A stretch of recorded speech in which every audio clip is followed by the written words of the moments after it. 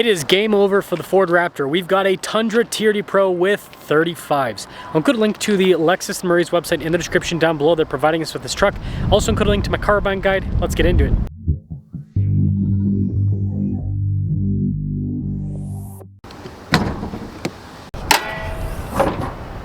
This is powered by Toyota's hybrid twin-turbo 3.4-liter V6. It goes through a 10-speed, puts out 437 horsepower, so a little bit less horsepower than a Raptor, but 583 pound-feet of torque, so more torque than the Raptor, and this is rated for better fuel economy compared to a Raptor, but with 35s, I don't know if that better is still going to exist.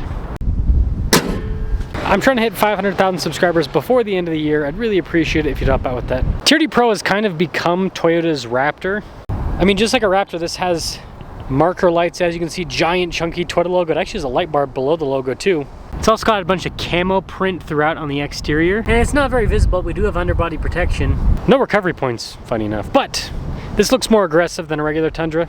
And this has 35s. Now these are not stock, this is aftermarket, but 35 by 12.5 by 18 on this truck. These tires were added by the previous owner, and taking a look at these suspension, I mean, you guys can let me know if I'm wrong, but I don't think this suspension has been modified. I mean, taking a look at the rear, everything looks pretty much identical. But either way, this thing looks really cool with the 35s, and it looks like you might have some room to spare for even larger tires. Now, you probably would have to definitely do modifications if you went up to a 37, but it looks like it might be possible. Now, I like the simplicity of the bed setup with the TRD PRO. You've got LED lights, you've got an outlet in the bed, and bed liner. You never see that in Fords. And I do think the marker lighting placement in the rear is actually pretty cool looking. Now, one thing I will knock this for is the exhaust tip placement. The Raptor definitely is cooler with the dual outlets out back. But regardless, this is a cool looking truck on the exterior. Let's take a look at the interior. Now, Toyota interiors tend to hold up better than Ford. I think part of it's the fit and finish, part of it's also just the material use. They use materials that aren't quite as soft, and so they just don't wear as much over time. Now with the hybrid, you do lose the under-seat storage, and you've got a slightly smaller cab in general compared to the Ford. But they do still give you nice features like some cup holders. You got USB ports back here, a little outlet as well. And if we take a look at the front, this has lots of tech like blind spot monitoring. It also has power folding mirrors, memory seats, 1,380 pounds of payload capacity, which is pretty similar to a Raptor. Again, really cool looking front seats, power adjustable, lumbar support too. And I actually like that Toyota uses big chunky buttons for everything because it's all easy to read, like the TRD light bar. And look at those pedals, those are actually nice looking.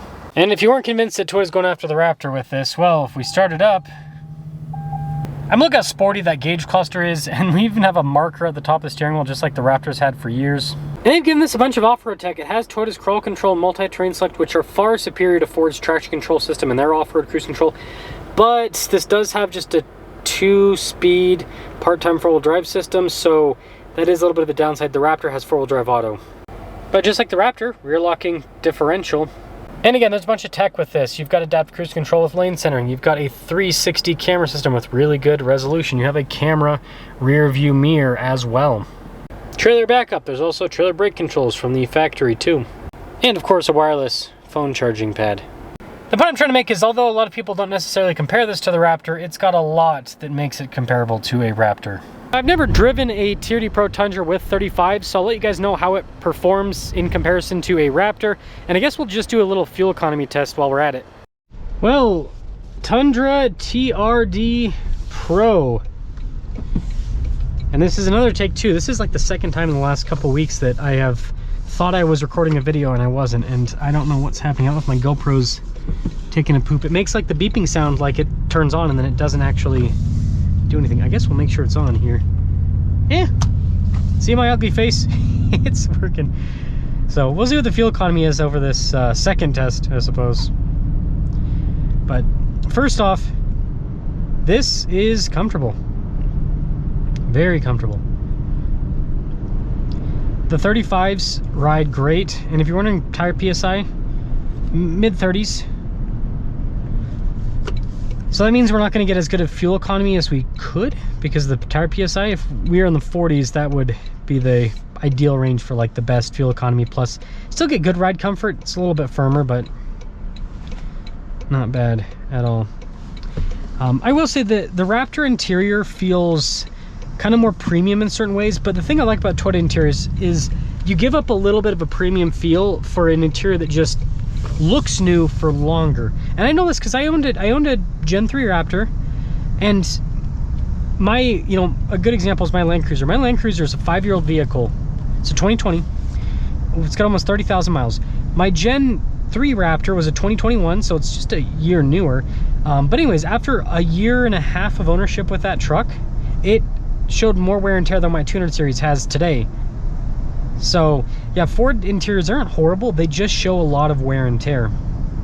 Toyota interiors aren't perfect, but it seems like they show less. Now this truck's not a good example because it only has like 2,000 miles on it, but the point still stands. I do think our ride quality is definitely a big positive with this. It is very smooth. And it seems like it's got no trouble moving the 35s. The one thing that I don't like about the EcoBoost Raptors, whether it's a 35 or 37 package, is they just don't have a lot of low-end torque. Again, 510 pound-feet, but you feel like you gotta wring out the engine to really get any power out of the truck. Whereas this, I feel like I've got a big V8 under the hood in terms of the torque delivery. And that's the biggest benefit of the hybrid, is that low-end torque. And the Raptor doesn't have that unless you go for an R. The R has that, but that's, you know, $115,000 plus, you know, it's going to get much worse fuel economy. The R is rated for like 10 around town, 15 on the highway. But it is a cool truck. Yeah, see, this just has so much torque. Again, same situation with the Raptor. It's not like I'm going full throttle, but you definitely have to kind of dive into things. Whereas this, I really do feel like I'm driving a V8 in terms of the torque delivery. And that's one of the most impressive things about this new hybrid powertrain from Toyota. The fuel economy, on the other hand, is not as impressive. Now, this isn't a long enough test to get like a super accurate reading. Basically, what I'd feel comfortable with is whatever reading we end up with, if we add about 3-ish mpg to that, that's probably what it'll get. I've tested out a ton of these Toyota hybrids, and you have to get enough miles on to really get a good reading of what it'll actually be. But I mean, yeah, I'm hovering right around 14, and so I imagine like long enough test, probably 17 miles per gallon is where they sit around, which is similar to an EcoBoost Raptor. So you're not really going to get better fuel economy with this, and that is kind of the thing that is a bit of a downside being a hybrid.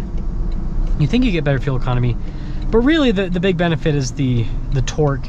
And I would say that around town you can get better fuel economy in certain circumstances if you're you know, like for example, if you're going up and down hills a lot, hybrids seem to do better with that than non-hybrids in terms of fuel economy, because they can get regen on the down when you're going downhill. And then, you know, uphill, obviously you're using fuel and all of that, but yeah, it's the downhill regen that seems to help out quite a bit. I do like kind of like the general layout, this interior too. Everything's pretty, like I said, just big buttons, nicely labeled. And they still give you a lot of physical. Ford still gives you quite a bit of physical too, but Ford's doing more and more with their screens. And I'd be willing to bet, I think Ford's gauge cluster is going to age reasonably well. I think this is going to age better because the graphics today already look kind of dated and like retro in a way. And so I don't think people are going to look like in 10 years, they're going to be like, oh yeah, it was already kind of retro looking, and so now it's still retro looking in a way. So it's funny, it's like if you use like the most crisp futuristic look on a digital gauge cluster, it'll probably age worse than something like this that not so much. I will say this tablet infotainment system, that's not going to age as well as the Raptor has a nice integrated screen. It's just the F-150 in general has that. Toyota should have integrated this a little bit better. It's like, I think people would be willing to give up a couple of those inches for a screen that's flush with the dash. Just the torque this thing has. Again, the top end's not going to be as impressive as the Raptor because it's got a little bit less horsepower, but it's close enough. And it feels impressive as is. So, in conclusion, I've owned a couple EcoBoost Raptors and a Bronco Raptor. I like the truck. I think it's a cool truck, don't get me wrong. But I think this with 35s, it's got so much power, so much low end torque. It's really comfortable. And, you know, Toyota's obviously had some issues. We all know that. Ford has had issues with their EcoBoost, but they fixed most of them. So I don't think that you could say one's really more reliable than the other. I think they'll both be good trucks long term as long as you maintenance them properly. I think what it's going to come down to is, like, you know, style preference. I think for me, I'm kind of starting to prefer the standard body trucks more so. I used to like the wide body look, but my problem is it's so impractical for daily use. Like, you don't fit in parking spaces. Staying in the center of the lane is, or saying, not in the center, but rather staying in the lane is a little bit more difficult, because, and this is a wide truck, but it's not as wide as a Raptor. And you feel like you get more interior space in this truck too, kind of. I don't think that's, like, not in the back obviously, but because the cab's smaller, but kind of like the width maybe. I don't know though. I'd have to go sit in an F-150 to, like, really confirm that. But either way, I think this is a really cool truck. I think it looks great. 35s are great, and I think this is a great alternative to a Raptor for people that aren't gonna be doing, like, if you're gonna do crazy Baja stuff, the Raptor, like, you're paying, I'm actually gonna park there. I'm not parking there. You're paying a big premium for that suspension on the Raptor, and if you don't use the suspension, I don't think it's worth it.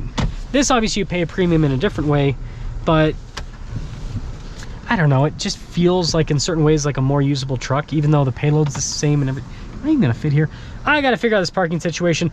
Let me know what you guys think about the I'm gonna try over here instead. Let me know what you guys think about the Tundra TRD Pro with 35s, but I think this is a really cool setup.